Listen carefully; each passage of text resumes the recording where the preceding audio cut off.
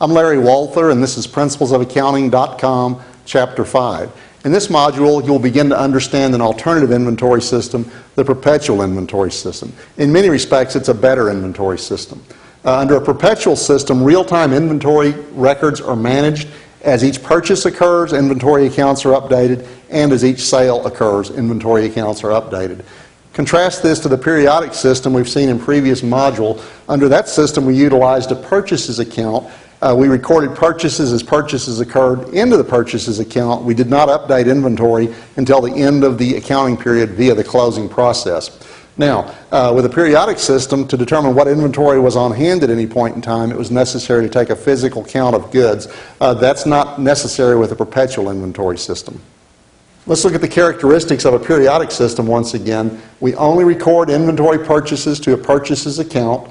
The inventory records are only updated during the closing process. It provides no real-time data about inventory levels or gross profit. Managers need to know what goods are selling, what is not selling, and are able to optimize their business processes. A periodic system is very deficient in providing that information. Successful merchants now use sophisticated computer systems, barcode scanners, and so forth, even RFID, radio frequency identification devices that enable computers to constantly update inventory records as inventory movement occurs. That's part and parcel of a robust perpetual inventory system.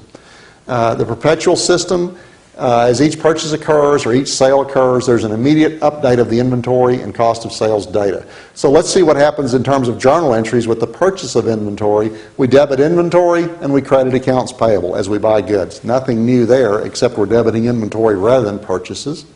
And as the sale occurs, we're going to record a reduction of the inventory. So now I'm recording a $5,000 sale, goods that cost $3,000. I'm actually debiting cost of goods sold and reducing inventory at the very moment of the sale. These entries occur concurrently. This is the perpetual nature of keeping the accounts up to date. So a second entry is needed here. If this were a periodic system, we would have only recorded the sale and sorted out the actual ending inventory information later. With a perpetual system, purchases account is not needed. Inventory account and cost of goods sold accounts are constantly adjusted as transactions occur. If there's freight cost, freight in is added to the inventory account. If there are discounts, those reduce the inventory account directly. Cost of goods sold is determined by reference to the general ledger now, since it's constantly being updated as goods are sold. The perpetual system has some disadvantages. It's not always easier. It's difficult to determine the cost of each item of inventory as it's sold. There can be differences between the computer record and physical quantities on hand due to things such as theft, waste, spoilage, errors, and the like.